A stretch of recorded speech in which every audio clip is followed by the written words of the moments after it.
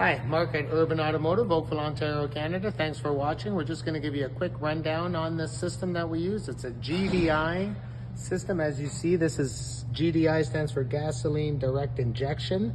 And what that means is the fuel is being sprayed right on top of the piston, as opposed to conventional old school. It would be a carburetor, and then it goes into an intake and goes to all the cylinders. Then they tuned it to port injection, which basically is spraying fuel on the valves. What's happening with the GDI, it's a system that was developed in the 30s for fighter aircraft, preventing stalling in airplanes as they were doing quick maneuvers. So the fuel gets sprayed right on top of the piston, and with the spark plug also being right on top of the piston, it helps burn and gets better efficiency, about 10% more horsepower. The problem that it has is the engine gets quite dirty with soot and carbon buildup over time. So what we do is we have certain chemicals that we put in, R101, R102, 103, and 104. That's going to help clean this all out.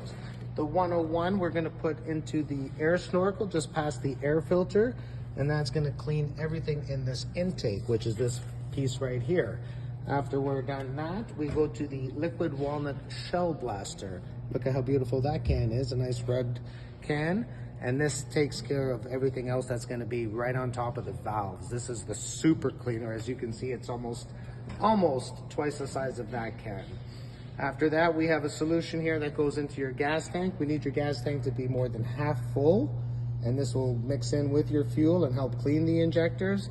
And finally, solution 102, which is going to go into your engine oil. We're going to run the car for 10 minutes, and this cleans out all the fuel and everything else that is left in the car and gets rid of all the sludge.